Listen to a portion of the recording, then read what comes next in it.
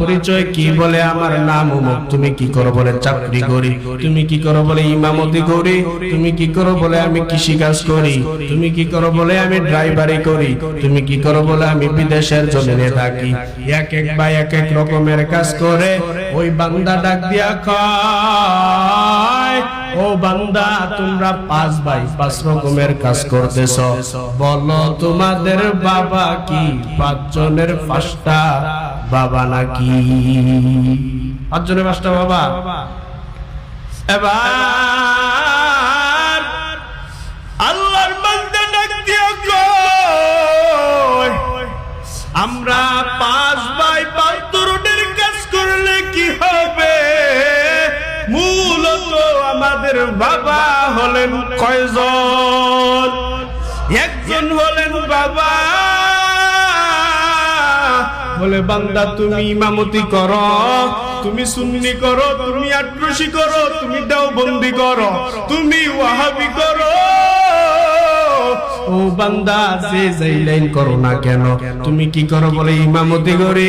তুমি কি করো? বলে আমি মুয়াজ্জিন করি। তুমি কি করো? বলে আমি সুন্নি।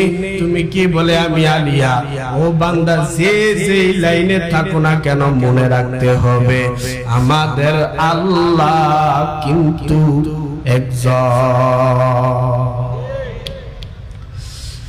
এরে দুনিয়ার মানুষ কেমনে বুঝাইলে বুঝবা? সারাটা দিন পর্যন্ত বান্দা তুমি দুনিয়ার লাইনে দৌড়াইতেছ। চার হোস্টেলের মধ্যে যেখানে চা খায় মানুষ, চা পান করতে যায়, দোকানের মধ্যে কত ধরনের কথা। মুরব্বিরে ডাক দিয়া কয়, চাচা শরীরটা ভালো নি? বলে হ্যাঁ ভালো, আলহামদুলিল্লাহ। আরেকজন চাচারে ডাক দিয়া কয়, চাচা শরীরটা ভালো নি? বলে কেমনে ভালো থাকতাম, ফুলাডারে বিদেশ পাঠাইতে পারি নাই, এখনো পর্যন্ত মাইয়াডারে বালা একটা বিয়া দিতে পারি নাই, বাড়ির মধ্যে একটা বিল্ডিং তুলতে পারি নাই, কিসের বালা? ওরে চাচা, তুমি দুনিয়ার ভালাটা বুঝলা, আখিরাতের সামানা কি তৈরি করেছো আলহামদুলিল্লাহ একবার বললা না। ঠিক নি কথাটি?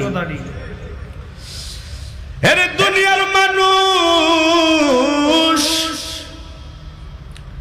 একের পরে এক যদি নবীর সুন্নাত নিয়ে সামনের দিকে আগাও,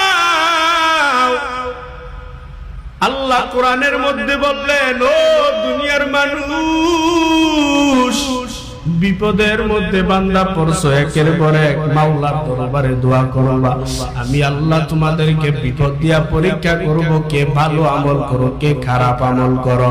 তবে বান্দা ভালো আমল তো আছে, যেগুলা ভালো আমল বলতে আমরা বুঝি ফরজ, সুন্নত, মুস্তাহাব। যে ভালো আমলগুলো আমরা নেক আমল হিসাবে দেখি, ফরজ নামাজ পড়া ভালো আমল, রোজা রাখা ভালো আমল, তাহাজ্জুদ পড়া ভালো আমল, ইশরাক পড়া ভালো আমল, আওয়াবিন পড়া ভালো আমল। আর খারাপ আমল বলতে আমরা যেটা বুঝাই, বলে শিরিক, বেদাত, যেগুলা মাকরুহ, মাকরুহে তাহরিম, মাকরুহে তানজিম, যেগুলা খারাপ আমল বলতে আমরা বুঝাই। বান্দা ভালো আমল তো বললাম, নামাজ পড়বা ভালো আমল, রোজা রাখবা ভালো আমল। নেক আমল করতে গেলে রোজা রাখতে হবে, ভালো আমল করতে হবে। নামাজ পড়তে গেলে বান্দা ভালো আমল হয়ে যাবে। নামাজ পড়বা ভালো আমল, রোজা রাখবা ভালো আমল, হজ করবা ভালো আমল, যাকাত দিবা ভালো আমল। আর দুনিয়াতে মানুষই আল্লাহ পাঠাইলেন ভালো আমল করবে, খারাপ আমল করবে। আর খারাপ আমল বলতে আমরা যেটা বুঝলাম, শিরিক করা খারাপ আমল, বান্দা গুনাহের কাজ করা খারাপ আমল, গালি দেওয়া খারাপ আমল, বান্দা গুনাহের দিকে গেলেই খারাপ আমল, খারাপ আমল। এই খারাপ আমল গুলা করলে বান্দা তোমার পরিণাম হবে জাহান্নামের দিকে। আর যদি ভালো আমল করো, পরিণাম হবে জান্নাতের দিকে। তবে খারাপ আমল, খারাপ আমলের মধ্যে হলো ফাহশা আর হলো মুনকার। ইন্নাস সালাতা তানহা আনিল ফাহশাই ওয়াল মুনকার। খারাপ ফাহশা এটাও খারাপ, মুনকার এটাও খারাপ। বলে বান্দা ফাহশা কেমন খারাপ? বলে ফাহশা হলো এমন খারাপ বান্দা বুঝার বিষয়। ফাহশা হলো এমন খারাপ। বলে বান্দা ফাহশাটা কেমন খারাপ জানোনি? বলে যেই খারাপটা বুঝার জন্য দুনিয়াতে বিবেক দিয়েই বুঝিয়া যায়, দলিলের কোনো প্রয়োজন হয় না, দলিল দেওয়া লাগে না। এইটা হলো বান্দা খারাপ আমল। বলে ফাহশা, ফাহশা যেই জিনিসটা বিবেক দিয়া বুঝা যায়, বিবেকেই যথেষ্ট, এইটা হলো ফাহশা খারাপ আমল। আর যেইটা মুনকার, এইটা বিবেক দিয়া বুঝা যাবে না, দলিলের প্রয়োজন আছে, হলো মুনকার। আর ফাহশা তো বান্দা এমন খারাপ, যে খারাপটা বান্দা তুমি তোমার বিবেক দিয়া বুঝতে পারবা, যে খারাপটা তুমি তোমার ইলম দিয়া বুঝতে পারবা, যে খারাপটা তুমি তোমার জ্ঞান দিয়া বুঝতে পারবা। বলে বান্দা ফাহশা কেমন খারাপ? গালি দেওয়া খারাপ না ভালো? কথা বলে না, খারাপ না ভালো? খারাপ। গালি দেওয়া যে খারাপ, এই কথাটা বিবেক দিয়া বোঝা যায়নি। বুঝেন না? গালি দেওয়া খারাপ, এই কথাটা সবাই বিবেক দিয়া বুঝতে পারে। গালি দেওয়া খারাপ। দুনিয়ার কোন বেঈমানের যদি বান্দা গালি দেয়, ওই বেঈমান সহ্য করবে না। সন্তান যদি মায়ের গালি দেয়, মা সহ্য করবে না। বন্ধু বন্ধুরে গালি দিলে বন্ধুও সহ্য করবে না। কোন কাফের যদি কাফেরের গালি দেয়, সহ্য করবে না। কোন ইহুদি যদি ইহুদিরে গালি দেয়, সহ্য করবে না। বলে গালি এমন খারাপ, বান্দা যে দিয়ে যাও না কেন, গালি যে দিবে তার মুখের মধ্যে গালিটা খারাপ। যেইভাবে দেখ না গেল গালি খারাপ, তো খারাপ হয়ে গেল। গালি দেওয়া খারাপ, এইটা একবার দলিল দেওয়ার কোনো প্রয়োজন আসেনি। আছে? এবার মিথ্যা বলা খারাপ না ভালো? হ্যাঁ, খারাপ। এই মিথ্যা যদি মা সন্তানের সাথে মিথ্যা বলে, সন্তান যদি মায়ের সাথে মিথ্যা বলে, মা সহ্য করে না, সন্তান সহ্য করে না। উস্তাদের সাথে যদি ছাত্র মিথ্যা বলে, উস্তাদ সহ্য করে না। বলে তুই খারাপ ছাত্র। বলে এটা গালি দেওয়া খারাপ, বান্দা মিথ্যা বলাও খারাপ। মিথ্যা বলা যে খারাপ, এইটার দলিলের প্রয়োজন আসেনি না? বিবেক যথেষ্ট? বিবেক যথেষ্ট না? এবার মিথ্যা বলাও খারাপ, গালি দেওয়া তো খারাপ। অথচই বাংলার জমিনের মধ্যে তাকাইয়া দেখো, কত উলামায়ে কেরাম বক্তা বলিয়া নিজের দাবি করতেছে,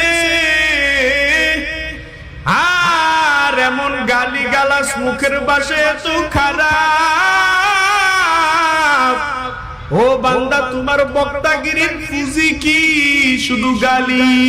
অথচ আল্লাহ কোরআনের মধ্যে বলেন, খবরদার নবী জানাইয়া দেন, দুনিয়ার মধ্যে যে বান্দাগুলা চলাফেরা করতেছে মুমিন যারা, তাদেরকে জানাইয়া দেন খবরদার তারা যেন কাফেররেও গালি না দেয়, কাফেরের সাথেও যেন খারাপ ভাষায় কথা না বলে। আল্লাহ কোরআনের মধ্যে বলেন, কুল্লি ইবাদি ইয়াকুলুল্লাতী হিয়া আহসান ইন্নাশ শাইতানা ইয়ানজাগু বাইনাহুম ইন্নাশ শাইতানা কানা লিল ইনসান ইনসানি আদুওয়াম মুবিনা। ও নবী, উম্মতের জানাইয়া দেন, মুমিন যারা তাদেরকে জানাইয়া দেন, কাফেরের সাথেও যেন গালি দিয়া কথা না বলে, কাফেরের সাথেও যেন খারাপ ভাষায় কথা না বলে। কারণ কাফেরের সাথে যদি এক সময় খারাপ ভাষায় কথা না বলে, কাফেরও এক সময় আইসা বলবে মুসলমানের ব্যবহার বুঝিয়া তো সুন্দর, মুসলমানের আদব বুঝিয়া তো সুন্দর, মুসলমানের আখলাক বুঝিয়া তো সুন্দর। এক সময় সুন্দর বলতে বলতে কাফেরও কালেমা পড়ে মুসলমান হয়ে যাবে। গালি দেওয়া খারাপ না ভালো? এটা বিবেকে যথেষ্ট নেই, যথেষ্ট নেই। মিথ্যা বলা খারাপ না ভালো? খারাপ, এটাও বিবেকে যথেষ্ট। তবে মুনকার এমন খারাপ বলে বান্দা সিজদা করা ভালো না খারাপ? ভালো। সিজদা করা ভালো না খারাপ? ভালো। বুঝা কইেন কিন্তু ফেস লাগে। সিজদা করা ভালো নেই। এবার এই সিজদাটা যদি যাইয়া বাবার কদমে যাইয়া দেয়, মাজারে যদি দেয়, কেমন খারাপ। এবার যদি আমি কইলাম খারাপ, আপনারাও কইলেন খারাপ, এই খারাপের মধ্যে বান্দা আপনিও কইলেন আমিও কইলাম খারাপ, কিন্তু যারা সিজদা দেয় তারা খারাপ মনে করে দেয়নি। হ্যাঁ, এবার তো আমরা কইলাম সিজদা করা ভালো, আর যারা মাজারে যাইয়া দেয়, বাবার দরবারে দেয়, খারাপ। কেমন খারাপ? এবার যদি আপনি বলেন এইটা এমন খারাপ, বিবেক দিয়া বললে তো হবে না। বলে হ্যাঁ খারাপ আমরা জানি, কিন্তু প্রথম দিকে কইলেন যে সিজদা করা ভালো। খারাপ তো জানি, প্রথম না কইলেন যে সিজদা করা ভালো। এই ভালো আইলো কইতে, এটার দলিল লাগবে না? এবার যদি আপনি বলেন সিজদা করা ভালো, আর যদি বলেন সিজদা করা ভালো তবে বাবার পায়ে দেওয়া ভালো না, সিজদা করা ভালো বাবার পায়ে দেওয়া ভালো না, মাজারের মধ্যে দেওয়া ভালো না, এইটা আমরা বললাম। তবে তারা কয় কথা কম দলিল নিয়ে দাঁড়াইয়াছি, আদম নবীরে ফেরেশতারা সিজদা দিয়েছে বলে আদম নবী যেহেতু ফেরেশতাদেরকে ফেরেশতারা যেহেতু আদম নবীরে সিজদা দিয়েছে, আমরাও আমাদের বাবাদেরকে সিজদা দিতেছি। নাউজুবিল্লাহ হইতেন না? এরা তো দলিল নিয়ে দাঁড়ায় আছে। এবার সিজদা করা ভালো না খারাপ এইটা তো ওই ব্যক্তিরা বললো। সিজদা করা ভালো তবে বাবার কদমে দিলে খারাপ, আমরা বললাম বাবার কদমে সিজদা করলে খারাপ, বাবার কদমের মধ্যে সিজদা দেওয়া হবে না। তবে তারা দলিল নিয়ে দাঁড়াইয়া আছে, আদম নবীরে ফেরেশতারা সিজদা দিয়েছে। আদম নবী তো মাটির তৈরি ছিলেন, এবার আমাদের বাবাও তো মাটির তৈরি। আমরা দলিল নিয়ে দাঁড়াইয়া আছি, আদম নবীরে যেহেতু ফেরেশতারা সিজদা দিয়েছে, লা ইলাহা দিন থাকিতে লা ইলাহা ইল্লাল্লাহ বল ভাই, দিন থাকিতে লা ইলাহা ইল্লাল্লাহ বল ভাই। দুনিয়াতে আখেরাতে, দুনিয়াতে আখেরাতে চাও যদি ভালাই, দিন থাকিতে লা ইলাহা ইল্লাল্লাহ বল ভাই, দিন থাকিতে লা ইলাহা ইল্লাল্লাহ বল ভাই, বল লা ইলাহা ইল্লাল্লাহ, লা ইলাহা ইল্লাল্লাহ, লা ইলাহা ইল্লাল্লাহ, লা ইলাহা ইল্লাল্লাহ। হায়াত মওত রিজিক দৌলত যার হাতে ঈমান,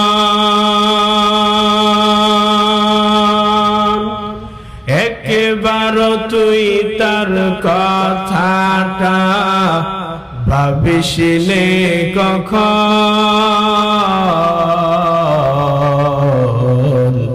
ভাবিসনে কখন। হায়াত মওত রিজিক আল্লাহ যার হাতে ঈমান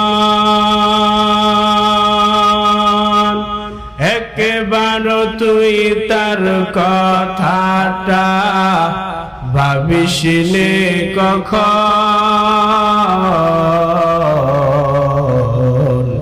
ভাবিসনে কখন আসবে যেদিন দুঃখের রাতি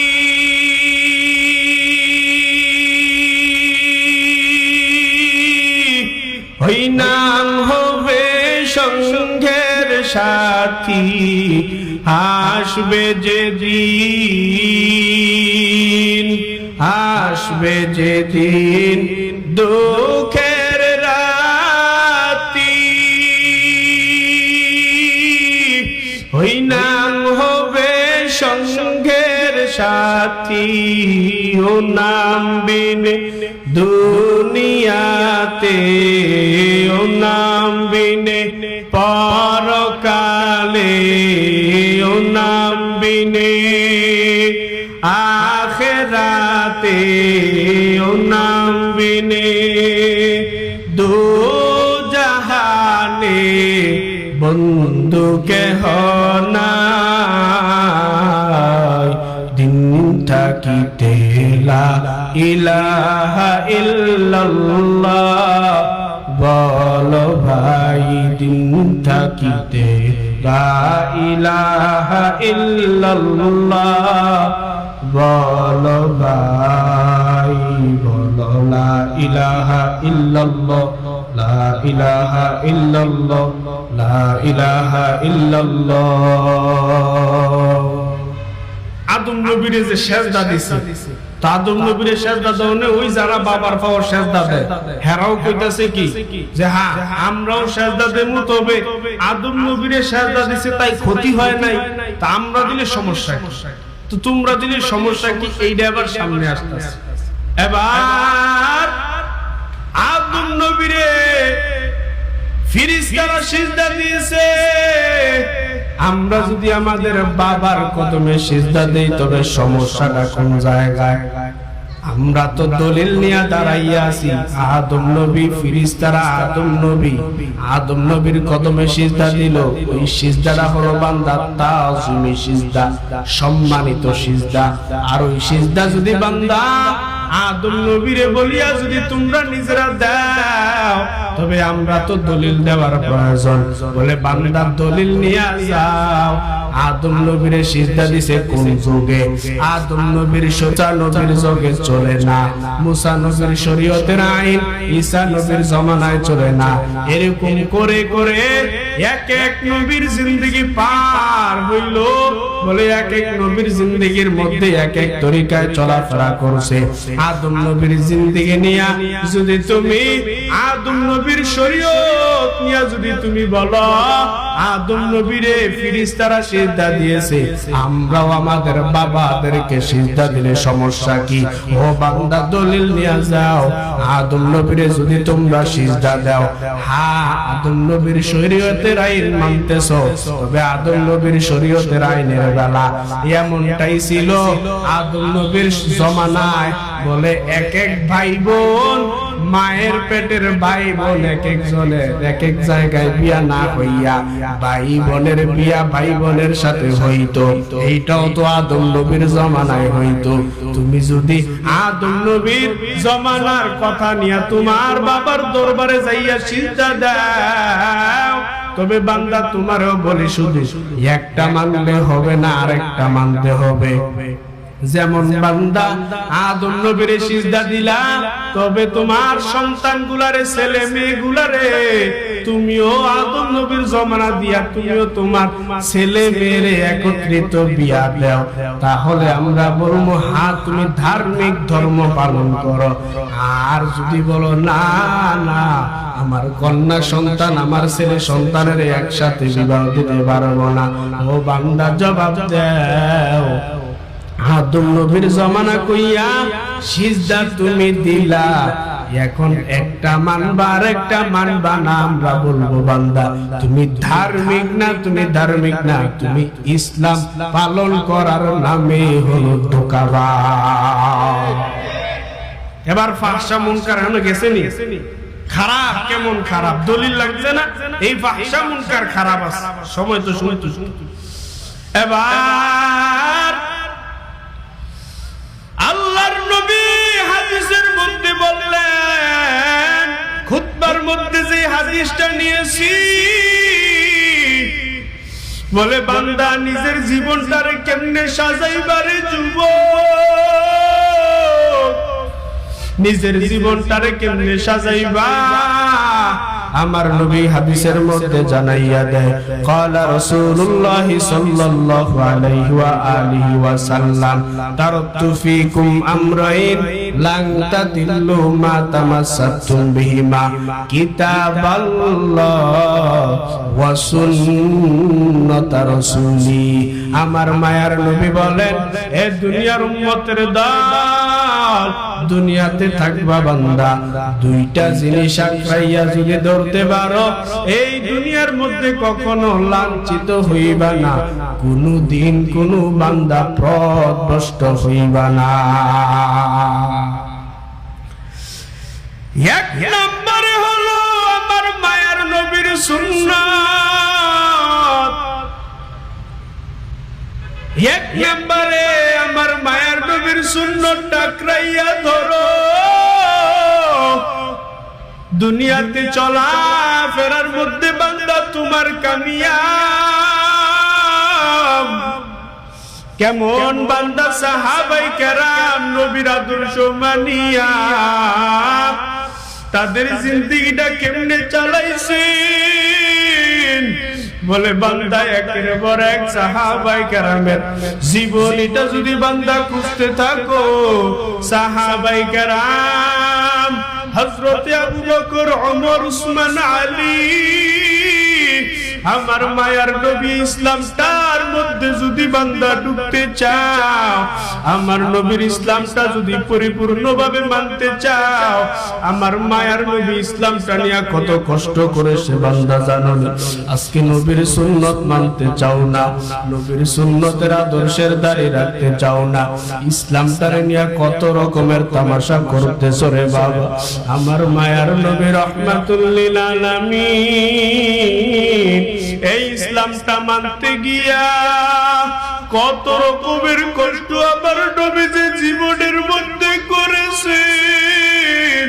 আমার মায়ার নবী রাহমাতুল লিল আলামিন যখন এই ইসলামের দাওয়াত, কালেমার দাওয়াত যখন আমার মায়ার নবী একেবারে মক্কার কাফেরদেরকে ইসলামের দাওয়াত দিতেছে, আমার মায়ার নবী রাহমাতুল লিল আলামিনের দরবারে সাহাবায়ে কেরাম আয়েশা ডাক দিয়া কয়, ও নবী আমার, কত রকমের ষড়যন্ত্র যে ইহুদির বাচ্চারা আপনার জন্য করতেছে, এই ষড়যন্ত্র সংক্ষিপ্ত ভাবে বলতেছি।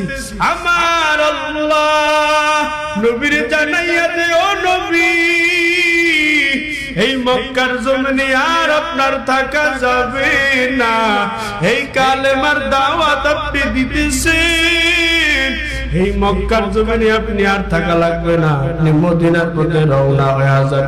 মক্কার মানুষ আপনাকে শান্তিতে থাকতে দিবে না। আল্লাহর ওয়ার্ডার ভাইয়া আমার মায়ার নবী যখন মক্কা ছাড়িয়া মদিনার মধ্যে রওনা হয়ে যাবে, যখন মদিনার দিকে আমার মায়ার নবী রওনা হবে, আমার মায়ার নবী এই মক্কা ছাড়িয়া যাবে, তার দিলের কষ্ট চোখের পানি ফালাইয়া ফালাইয়া কান্না করে আর কইরে, মক্কা এইটা তো আমার মায়ের জন্মভূমি,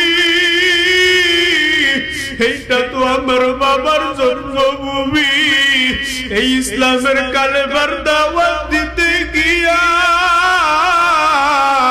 আমি নবী যে কত কষ্ট করতেছি। আমার মায়ার নবী রাহমাতুল লিল আলামিন যখন মক্কা ছাড়িয়া মদিনার পথে রওনা হয়ে যাবে। আমার মায়ার নবী নিজে নিজে ভাবতে লাগলেন, আমি আজকে মক্কার দরজাটা খুলিয়া কাবার ভিতরে যাইয়া আমি 2টা রাকাত নামাজ শেষ জীবনের জন্য পড়িয়া যাই। আমি জানি না এই মক্কার মধ্যে আর কবে আসব।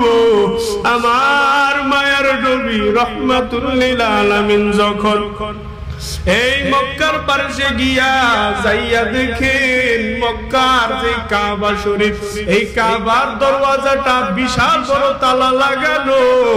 আমার মায়ার নবী জানতেন এই তালার চাবিটা কোন ইহুদির ঘরের মধ্যে আছে। আমার মায়ার নবী ও ইহুদির ঘরের সামনে গিয়া আমার মায়ার নবী ডাক দিয়া কইরে, ইহুদি ভাই একটু দরওয়াজাটা খুলবানি। 2-1 ডাকার পর ইহুদি দরজাটা খুলিয়া দিলেন।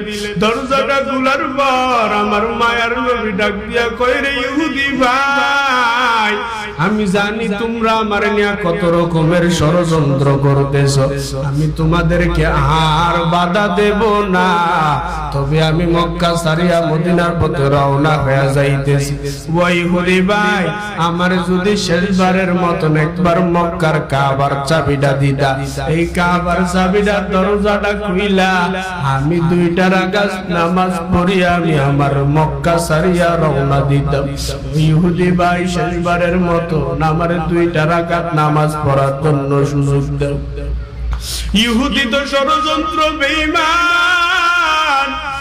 ইহুদি আমার মায়ার নবীর দেখিয়া কইরে, মুহাম্মদ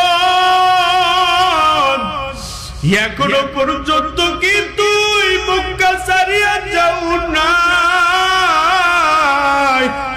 ও মুহাম্মদ এখনো কি তুই মক্কা ছাড়িয়া যাও নাই?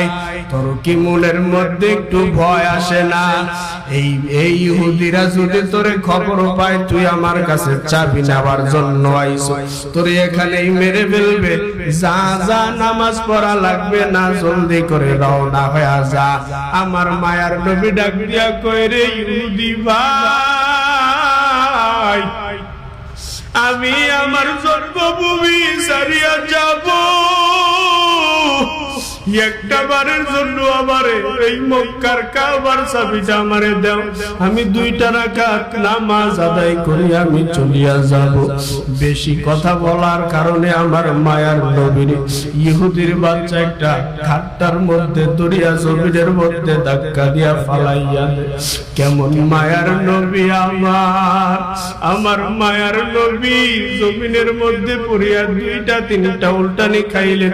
আর জমিন থেকে উঠিয়া আমার মায়ার নবী জামাগুলা ঝাড়ে আর কইরে, ইহুদি আজকে সুযোগ মতো আমার সাথে ব্যবহার করলি, এমন একটা দিন আসবে ইহুদি আমি এই মক্কা বিজয় কইরা এই মক্কাতে আসবো, আমার চাবি দেওয়ার জন্য তুই ইহুদি আমার পেছনে পেছনে দৌড়াইবি। কত কষ্ট আমার নবী করেছে, হেরে নাও তোলার মুসলমান। আমার মায়ার নবীর আদর্শ কেমন, আমার মায়ার নবীর জিন্দেগি কেমন। আজ সারা সপ্তাহ ধরে মুসলমানেরা নামাজ পড়ে, বান্দা বলে নামাজ পড়তে যান না কেন? বলে ঠিক মতন তো বয়স হয় নাই, নামাজ পড়বো কেন? ও বান্দা একটু নামাজের তালিম দিয়া যায়। বান্দা সারা সপ্তাহ ধরিয়া যায় জুমার নামাজ পড়িয়া যেই ব্যক্তিরা চলিয়া যাও, আজকে জুমার মসজিদে যেই পরিমাণ লোক হইল, ও বান্দা ফজরের সময় তো ওই পরিমাণ লোক হবে না, সারা সপ্তাহ চলিয়া যাবে, ওই পরিমাণ লোক পাওয়া যাবে না। যারা নামাজ পড়তে চাও না, সাহাবায়ে কেরাম কি পরিমাণ নামাজে মূল্যায়ন দিয়েছেন, কি পরিমাণ নামাজটারে ধরেছে বান্দা। আমার মায়ার নবী রাহমাতুল লিল আলামিন যখন মক্কা সারিয়া যখন আমার মায়ার নবী মদিনার পথে রওনা হয়ে যাবে, আমার মায়ার নবী রাত্রের বেলা ঘুমানোর জন্য আমার মায়ার নবী একটা ঘরের মধ্যে যখন যাইয়া ঘুমায়, আর সাহাবাই কেরামদেরকে ডাক দিয়া কয়, ও সাহাবাই কেরাম, আজকে আমরা সব সাহাবী ভাইরা আমরা এখানে ঘুমাইবো, একজন দাঁড়াও যে রাত্রের বেলা দাঁড়াইয়া দাঁড়াইয়া পাহারা দিবা। এই কথা বলার পরে সাহাবীদের মধ্য থেকে একজন সাহাবী দুইজন দাঁড়াইয়া গেলেন, দাঁড়াইয়া কয়, পয়গম্বর আমরা পাহারা দেব। আমার মায়ার নবী যখন দুইজনকে বাহিরের মধ্যে পাহারা দেওয়ার জন্য পাঠাইলেন, আমার মায়ার নবী পাহারা দেওয়ার জন্য দুইজন সাহাবীকে বাহিরের মধ্যে পাঠাইলেন। দুইজনকে পাঠানোর পর সব সাহাবাই কেরামদেরকে নিয়ে আমার মায়ার নবী রাত্রের বেলা ঘুমায়। রাত্রের বেলা যখন ঘুমায়, হঠাৎ করে যখন ওই দূর থেকে বেঈমান নাফরমান কাফিরের দল আমার মায়ার নবীরে কেমনে দুনিয়ার থেকে বিদায় করা যায়, আমার মায়ার নবীরে কেমনে দুনিয়ার থেকে বিদায় করা যায়, ওই পরিকল্পনা করিয়া দূর থেকে কাফিরের দল চিন্তা করতে করতে হঠাৎ করে একজন তাকাইয়া দেখে আমার মায়ার নবী যেই ঘরের মধ্যে ঘুমায়, চতুর্দিক দিয়া কাফিরের দল পাহারাদারি করতেছে। আর পাহারাদারের মধ্যে একজন কাফের ডাক দিয়া কয়, ও লিডার আমার, এই নবী যেই ঘরের মধ্যে ঘুমাইছে ওই ঘরের মধ্যে তাকাইয়া দেখি ঘরের সামনে কেমন যেন মানুষের মতন দেখা যায়। যেই দুইজন সাহাবীরে আমার মায়ার নবী বাহিরের মধ্যে পাঠাইলেন পাহারা দেওয়ার জন্য, ও বান্দা সাহাবাই কেরাম কি পরিমাণ নামাজরে গুরুত্ব দিয়েছেন। ওই দুইজন সাহাবীরে যখন বাহিরের মধ্যে পাঠায়, একজন সাহাবী ডাক দিয়া কয়, ও সাহাবী ভাই আমার, সারাটা রাত্র পর্যন্ত আমরা সজাগ থাকিয়া কোনো লাভ হবে না, আপনি না হয় নামাজের মধ্যে দাঁড়ান, আপনি নামাজ পড়লে আমি দাঁড়াইয়া দাঁড়াইয়া পাহারা দিব। এই কথা বলিয়া একজন সাহাবী যখন নামাজের মধ্যে দাঁড়ানো অবস্থায় আরেকজন সাহাবীর চোখের মধ্যে ঘুম আসিয়া পড়লেন। নামাজে দাঁড়ানোর আগে সাহাবী ডাক দিয়া কয়, সাহাবী ভাই আমার, আপনি নামাজ থেকে আমি নামাজ পড়া পাহারা দেই, আপনি ঘুমাইয়া যান, অর্ধেক রাত্র আপনি ঘুমাইবেন আর অর্ধেক রাত্র আমি পাহারা দেব, অর্ধেক রাত্র আপনি ঘুমাইবেন আর অর্ধেক রাত্র আমি পাহারা দেব। এই রকম করে করে যখন একজন সাহাবী ঘুমাইয়া গেলেন, আর একজন সাহাবী দাঁড়াইয়া দাঁড়াইয়া পাহারা দেয়, এই রকম করতে করতে এমন ভাবে সাহাবী নামাজের মধ্যে দাঁড়ায়, দূর থেকে কাফিরের দল নবী যেই ঘরের মধ্যে ঘুমায়,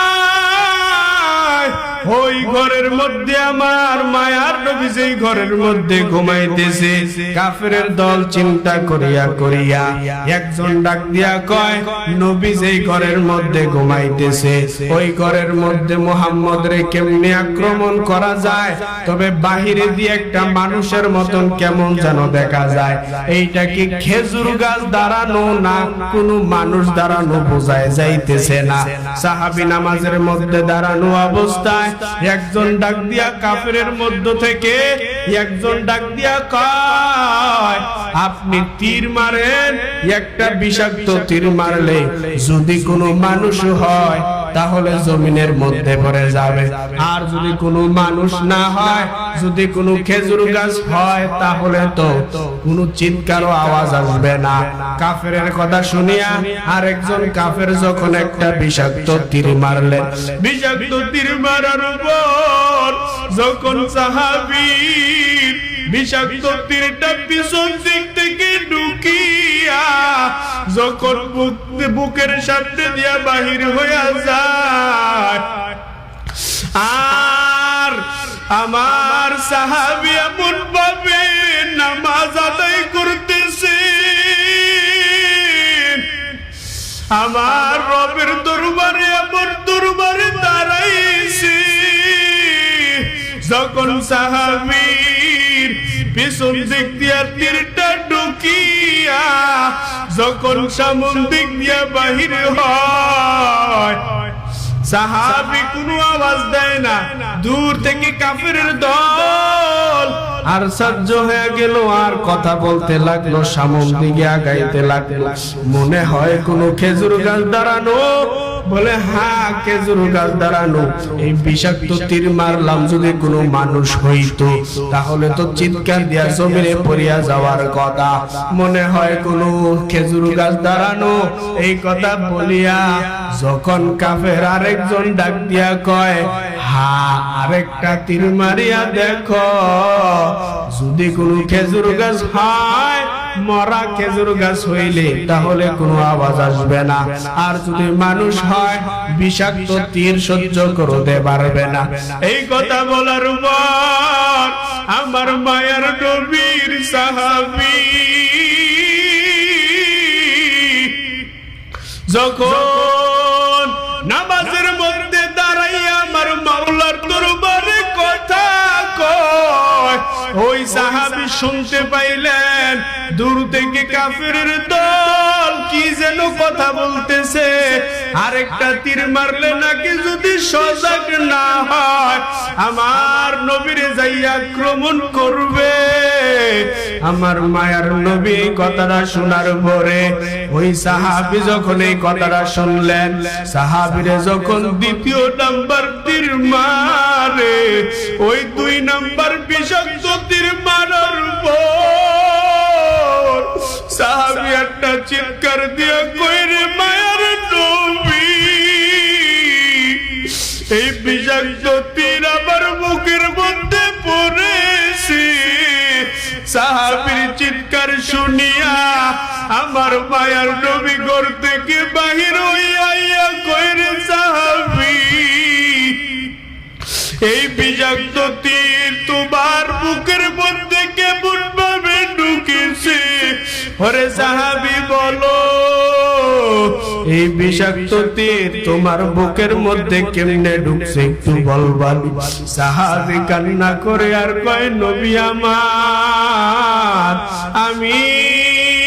আপনি যখন আমগো 2 জনরে পাহারা দেওয়ার জন্য পাঠাইছেন, ওই 2 জনের মধ্য থেকে আমি বলছি, সাহাবী ভাই সারাটা রাত্র ধরে আমরা 2 জন সজাগ না থাইকা আপনি ঘুমান, অর্ধেক রাত্র আপনি ঘুমাইবেন আর অর্ধেক রাত্র আমি পাহারা দেব, আবার আমি পাহারা দেব, আপনি ঘুমাইবেন, আমি ঘুমাইব, আপনি পাহারা দিবেন।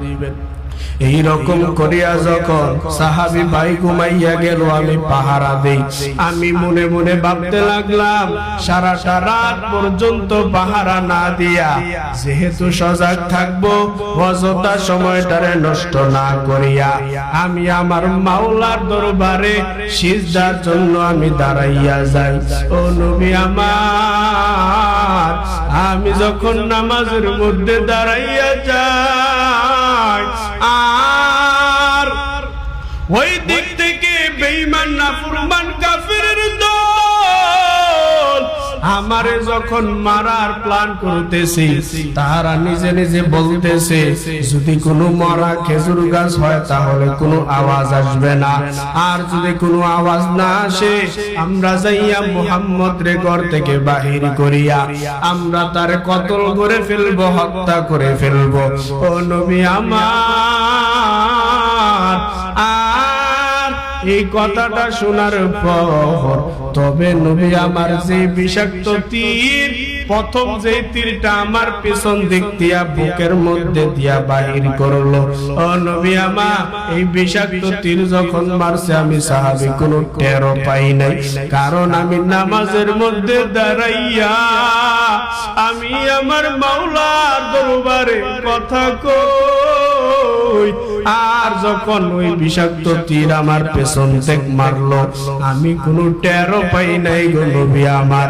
সাহাবীরে আমার মায়ার নবী ডাক দিয়া কয়, রে সাহাবী, প্রথম তীরটা মারার পরে তুমি চিৎকার দিয়া ফালাইতে আর তোমার দ্বিতীয় তীর ঢুকতো না। এবার মায়ার নবী এই তীর বাহির করার জন্য যখন ওই তীরটা দরিয়া যখন বাহিরের মধ্যে টান দেয় সাহাবী সহ্য করতে পারে না। আমার মায়ার নবী সাহাবাই কেরামদেরকে নিয়ে চেষ্টা করতেছে, তীরটা বাহির করতে পারে না।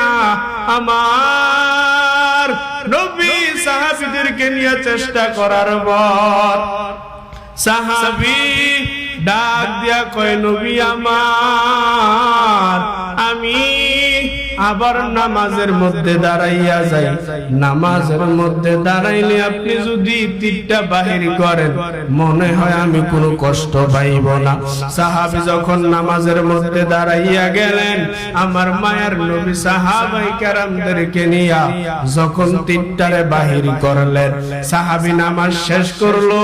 আমার মায়ার নবী ডাক দিয়া কয়, রে সাহাবী, তীর যে বাহির করছি টের পাইছনি?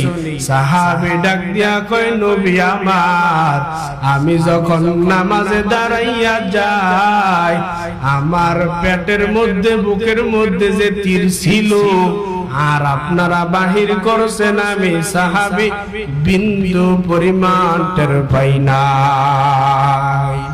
মকুন সুসুতি নামাজে পাঞ্জে গানা ফাওয়াইলুল লিল মুসাল্লিন আল্লাযিনা মুমিনারা ইনামাজে এমদাদে দা ইস্তাঈনু আয়াতে কুরু আবুকা নাদামতুরা ইমামে খশগরে দা হামা ওয়াক্ত ইকতিদা কুন বাদিলু যা।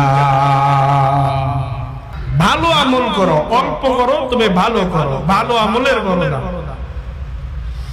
এরে নবীর উম্মতের দল, ভালো আমলের বড় দাম। বলে বান্দা ভালো আমলের কেমন দাম? বলে বান্দা দুনিয়ার মধ্যে ভালো আমলের কেমন দাম জানোনি? এক আল্লাহর বান্দি জিনা করেনি, এক আল্লাহর বান্দি রাস্তা দিয়ে হাইটা যায়, হঠাৎ করে বান্দি তাকাইয়া দেখে একটা কুকুর ক্ষুধার তৃষ্ণায় কান্না করতেছে, খানা নাই, পেটে বড় ক্ষুধা। আল্লাহর বান্দি জিনাকারিনী জাহান্নামের আসামি। আল্লাহর বান্দি নিজে খাবার না খাইয়া কুকুরটারে খানা খাওয়াইলেন, আর সাথে সাথে গাইবি আওয়াজ, ও নারী তোমার জন্য জান্নাত ওয়াজিব হয়ে গেছে। ভালো আমল, ভালো আমলের বড় দাম। এই জিন্দেগিটারে তো শেষ করে দিল, জিন্দেগিটারে তো গুনাহ করতে করতে শেষ করে দিল। তার ভালো আমল করে এই মুরব্বি বাপ আমার এই 70-80 বছর 60 বছর জিন্দেগি গুনাহ করতে করতে শেষ করলেন, একটু ভালো আমলের দিকে আসেন না, জিন্দেগি তো শেষ। जिंदगी में बंदगी तू करना है, जिंदगी में बंदगी तू करना है, जिंदगी में बंदगी शर्मिंदा है, जिंदगी में बंदगी शर्मिंदा है। आए थे हम कुछ न कुछ खरीदने को, जैसे हो रोशन मेरे कल्बो रूह। आए थे हम कुछ न कुछ खरीदने को,